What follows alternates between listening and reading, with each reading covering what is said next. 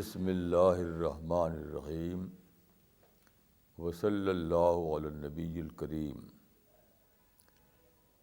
رب اشرح لی صدری ویسر لی امری واحلل عقدۃ من لسانی یفقہوا قولی.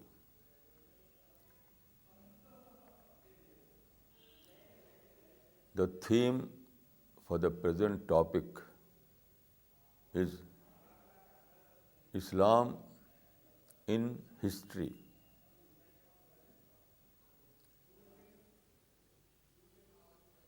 Islam as an ideology is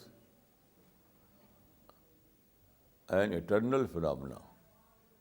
Islam as an ideology is an eternal phenomenon. But history is subject to change. So when Islam translates into history, it requires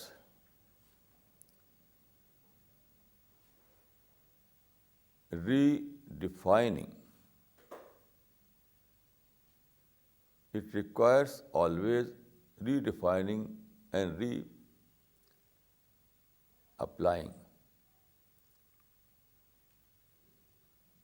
Otherwise, Islam will become irrelevant in the history. This is very important to understand.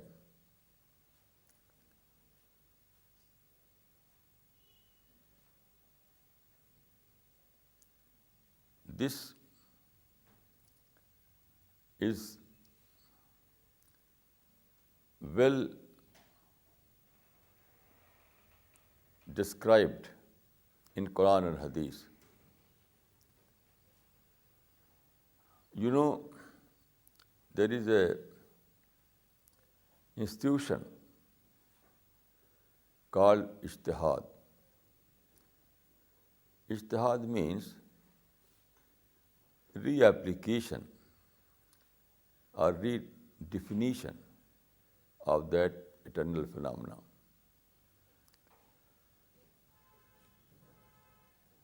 Then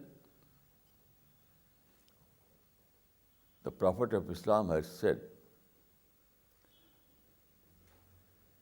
إِنَّ اللَّهَ يَبْعَثُ عَلَى رَأْسِ كُلِّ مِئَةِ سَنَةٍ مَنْ يُجَدِّدُ لَهَا دِينَهَا. God Almighty will send at the end of every 100 years a person who will revive the Islam. So, ijtihad and tajdeed are well-established institutions in Islam.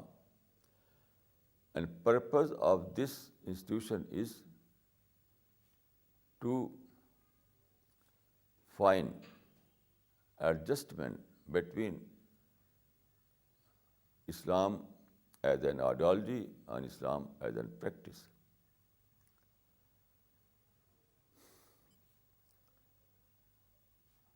This principle is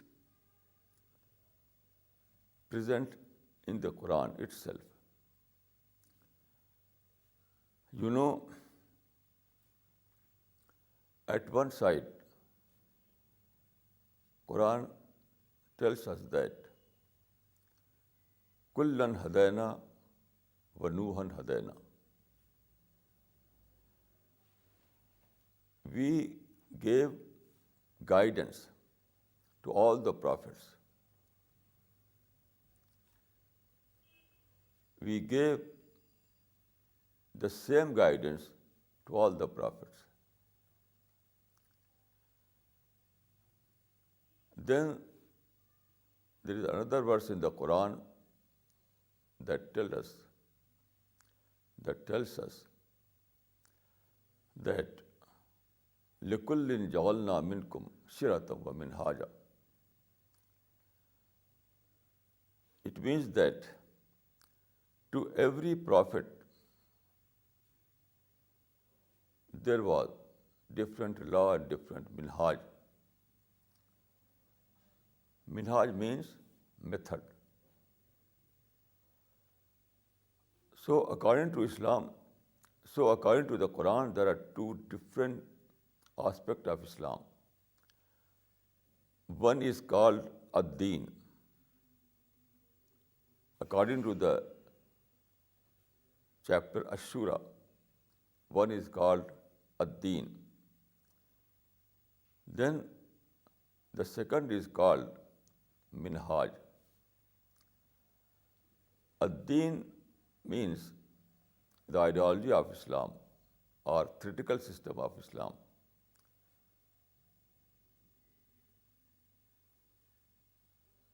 Belief system of Islam. This is ad-Din. And minhaj means method. And methods always vary, because method is related to the situation and circumstances. And situation and circumstances always vary time to time.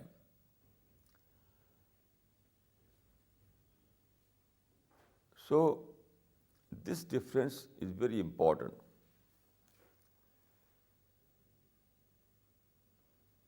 Without observing this difference, Islam will become stagnant. It will lose its creativity. You know, Islam, the main purpose of Islam is to guide the mainstream of intellectual thought of humanity. Then, if you stick to one method or one practical system, then Islam will lose its creativity. Islam will become a stagnant phenomena. Because of this, there is a well-established institution in Islam, that is ijtihad and tajdeed. Now, let us take the examples of the prophets in history. You know, Prophet Joseph and Prophet Moses both were sent in Egypt.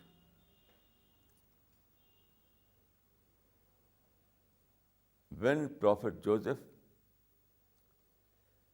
came in Egypt, when Prophet Joseph was sent by God, at that time in Egypt there was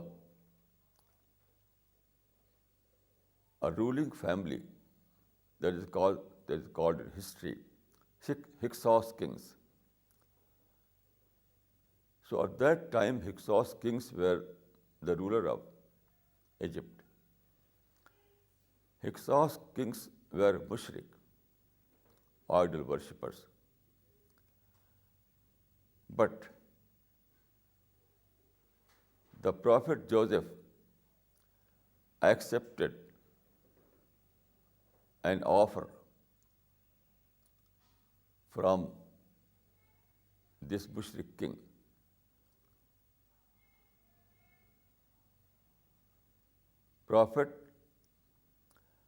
This mushrik king offered an office in his government. That office was like food ministry. So Prophet Joseph accepted the department of food ministry in the regime of that Mushrik king. Then history tells us another picture. When Prophet Moses came in the same country, in Egypt, at that time, Pharaoh was the ruler of Egypt.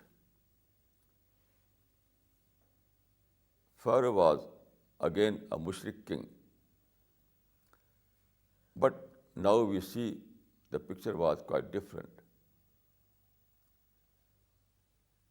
There was confrontation between Prophet Joseph and Pharaoh.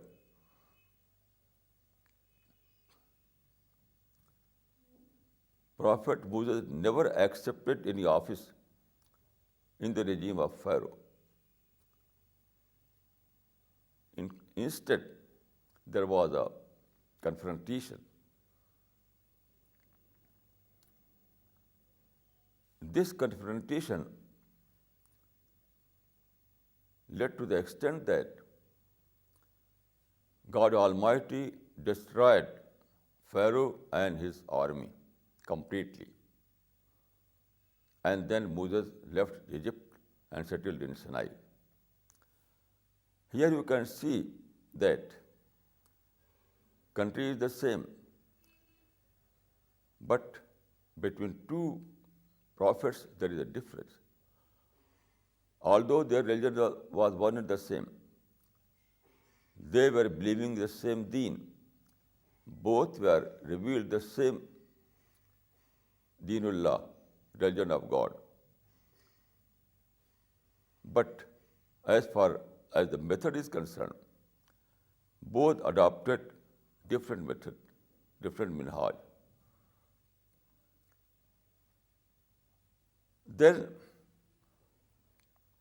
the same principle you can see in the life of a same prophet, the single prophet. Here I would like to cite an example from the life of the Prophet of Islam, Muhammad sallallahu alaihi wasallam. You know, Prophet Muhammad sallallahu alaihi wasallam was sent in Arabia. He was born in Mecca in 570 AD. Then he was appointed as a prophet in 610 AD. So, what happened? After migration, after Hijrah, that is called Hijrah. After Hijrah, once he decided, you know, Prophet Islam started his mission in Mecca, but after 13 years, he left Mecca and settled in Medina. So what happened?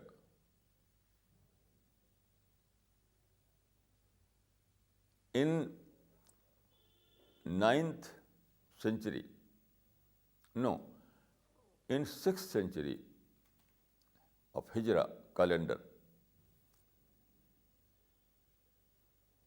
in 6th century of Hijrah calendar, he decided to visit Mecca for the purpose of Umrah. The number was 1014. So with his companions, he left Medina on the way to Mecca. So when he reached Hudaybiyah, the Meccan people objected. They said, "We are not going to allow you to enter Mecca. You have to go back." So there was a controversy, and Prophet returned from Hudaybiyah without visiting Mecca. He returned from Hudaybiyah and went to Medina. Then after 2 years, in 8th century of Hijra calendar, he again organized a march from Medina to Mecca. From Medina to Mecca. This time again they objected, but he did not stop his march. He with his companions, he with his 10,000 companions marched and marched until they reached Mecca. And it is called in Islamic history Fateh Mecca. So here you can see that the same prophet adopts two different methods in the same situation. Because although obviously it was same, but there was difference.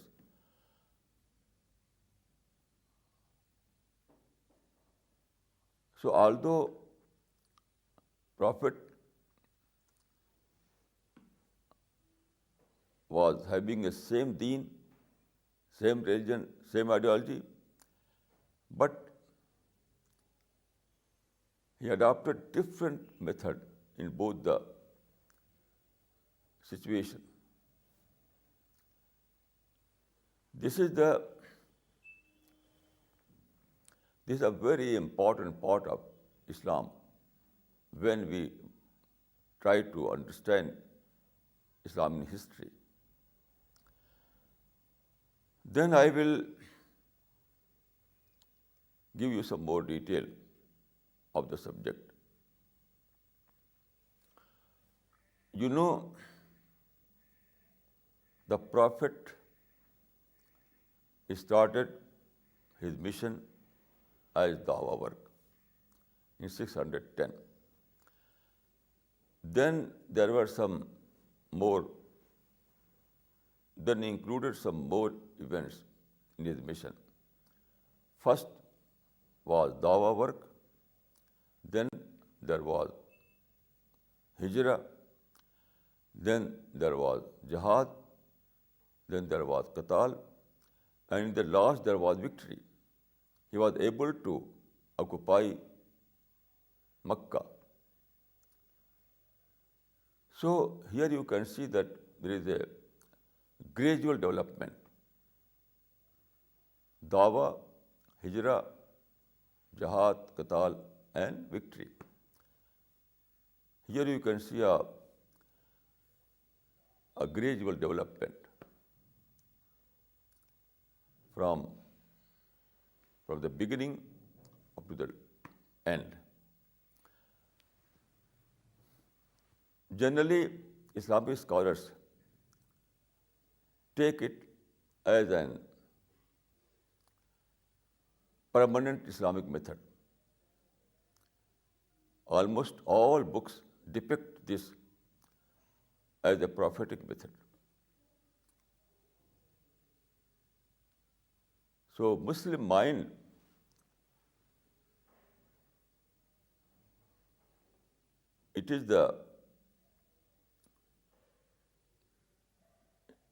Muslim mind takes this history as a ideal history, as a permanent history. So when they want to revive Islam, when they want to launch an Islamic movement, always they adopt this procedure. Always. They try to begin from dawah, then hijrah, then jihad, then qital, and then victory. This is their thinking. But according to my study, it is wrong. Completely wrong. Except dawa work, all the things are matter of history and not matter of ideology.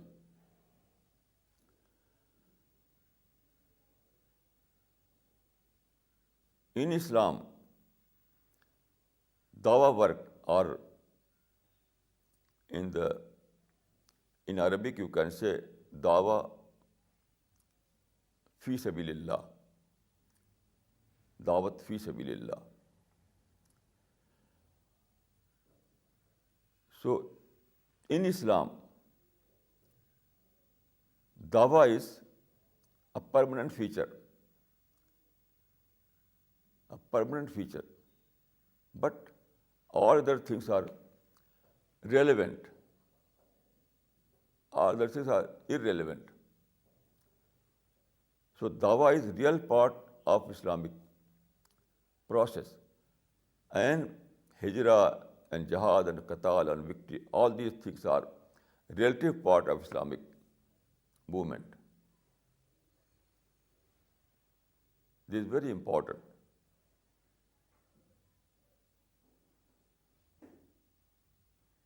Islam is an ideology. Ideology is an eternal phenomenon. Then Islamic target is dawa work, to convey the mission, to convey the message of Islam to all mankind. Dawa means to convey the message of God to all mankind. So this is eternal. This is permanent target. But after this, everything is relative part of Islamic movement and not real part. Why? Because situations always vary. Always there are difference in the situations. So how you can adopt one and how you can adopt a single method in every situation? If we try to adopt a single method in every situation, then Islam becomes stagnant. Islam will lose its creativity. And you see, this is happening in actual sense of the word. Because in present time, Muslims are engaged in fighting, in jihad, in hijrah, try to achieve fatah, victory. All these things are irrelevant. Because situation is changed completely. Now there is no relevance of hijrah, no relevance of war. Why? In previous conditions, hijrah means to find a place other than your homeland for strengthening, for consolidation of your mission. But now it is impossible. Now we are living in an age where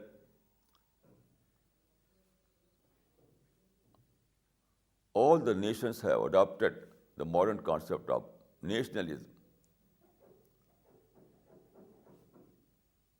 In previous years, it was not. At that time, it was possible to leave Mecca and settle in Medina, or leave India and settle in Afghanistan,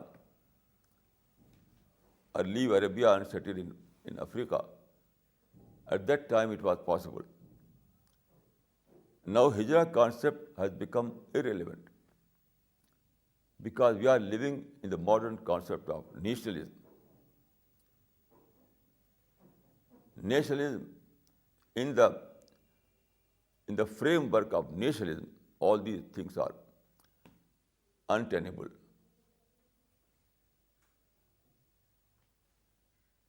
Then you see war.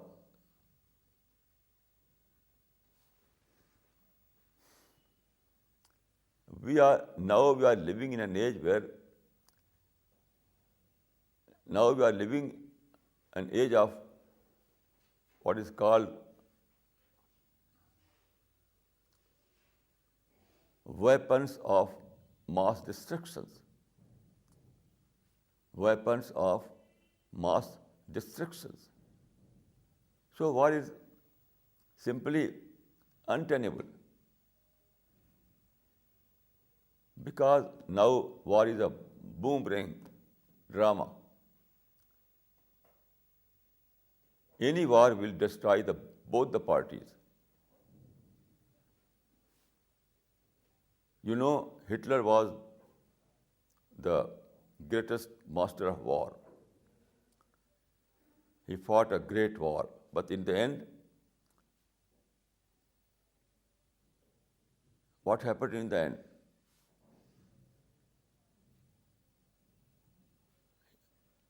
Suicide. Suicide.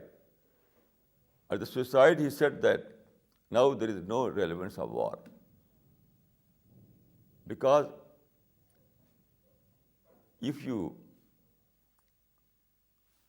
wage a war, so there is no victor, only survivors. This was his wording. So, after the invention of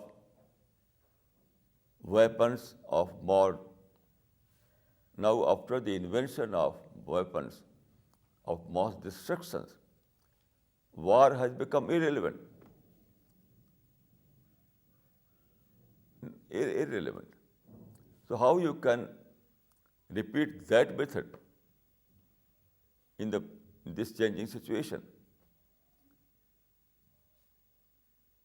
We are living in an age where hijrah is impossible, where war is impossible.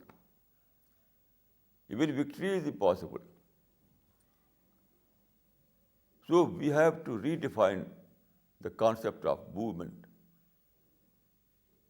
We have to reapply the Islamic tenets in the modern context. Otherwise, Islam becomes a stagnant religion.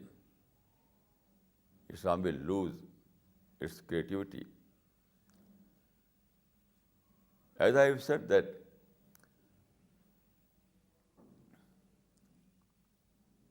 the main purpose of Islam is to dominate the intellectual mainstream. The main purpose of Islam is to dominate the mainstream of intellectual thought in every time. So if you engage yourself in those kind of methods which have become irrelevant, then you cannot do anything. You will destroy our power. You will destroy your money. You will sacrifice, but no result. Islam will lose its status in its stream.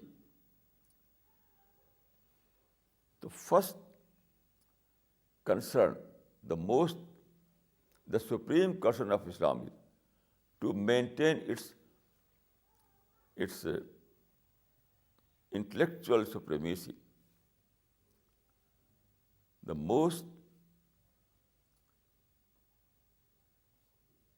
The supreme concern of Islam is to maintain its intellectual supremacy, intellectual domination in every century, in every time and place.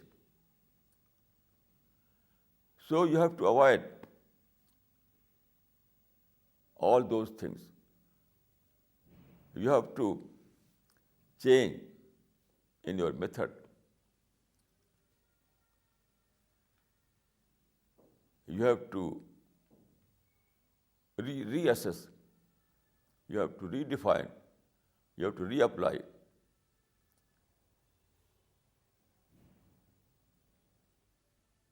Otherwise, Islam has no intellectual future. Islam will become simply a tradition. It will become a spent force. So this kind of thinking is great hindrance towards Islamic movement, towards Islamic mission.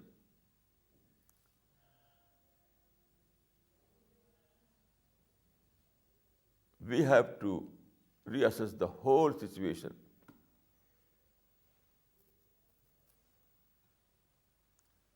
We fail. Now the Islamic scholars fail to differentiate between ideology and method, between ad-din and minhaj. As I have said earlier, ad-din means the ideology of Islam, the eternal ideology of Islam. That is ad-din. Then the second thing is minhaj. Minhaj is method. Method is subject to change because method is directly related to situation. And when situation is subject to change, then minhaj is also subject to change. So our scholars, our thinkers, our leaders fail to differentiate between ad-din and minhaj. They fail to differentiate between ideology and method.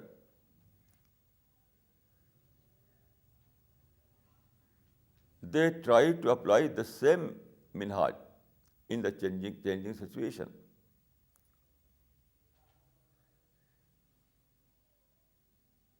It is good to adopt the ideology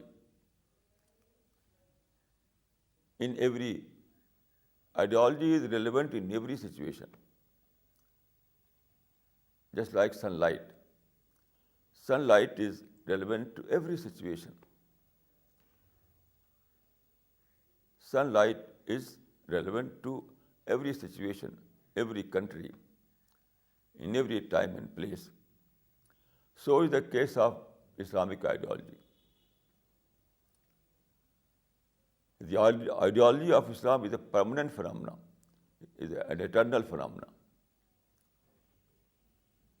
So it is possible to adopt Islam, to adopt the ideology of Islam in every situation without any change. What is the ideology? Ideology means its belief system. Its belief system, its theoretical system, its system of worship. All these things are eternal. Also, moral values are eternal. So you can adopt the belief system of Islam, the system of worship in Islam, the moral values of Islam. All these things are eternal part of Islam. That is called ad-din. But method is not eternal. Method is subject to change. We have to find out adjustment between minhaj and present situation. So I can say that concept of hijrah, concept of jihad, in the sense of qital. You know, jihad means peaceful struggle. Jihad does not mean fighting. No. So jihad means peaceful struggle. In this sense, jihad is also an eternal phenomenon. Peaceful struggle, ideological struggle. So, in the sense of peaceful struggle, jihad is also an eternal phenomenon. But jihad in the sense of qatal is not eternal phenomenon. So, hijrah, jihad in the sense of qatal, concept of fatah, all these things are irrelevant in modern times. You cannot capture any country. No. Now it is impossible. Now we are living in the age of United Nations. Now we are living in the age of United Nations. Now it is impossible to attack and capture any country. No. It is entire international taboo. Now it is international taboo. Now it has become an international taboo. So, you cannot adopt hijrah model, you cannot adopt qatal model, you cannot adopt fatah model. We will take the ideology of Islam, but we cannot take the method of previous history.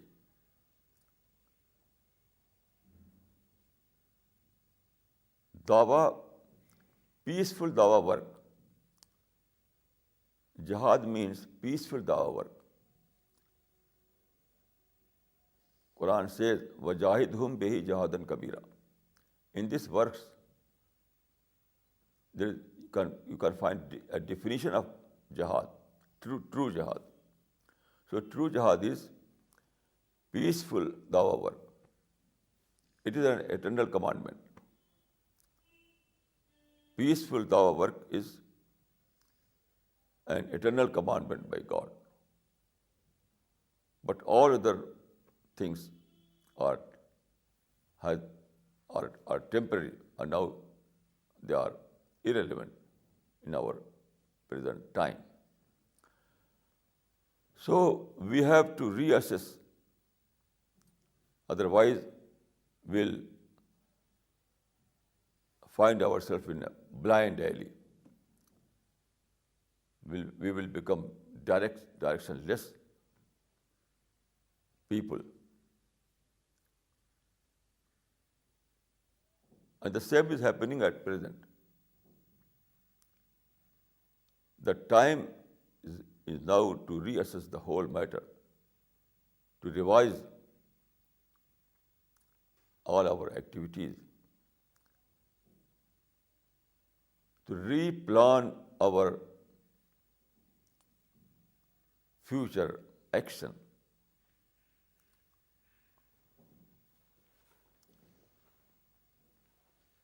There is no other option for us except reassessment.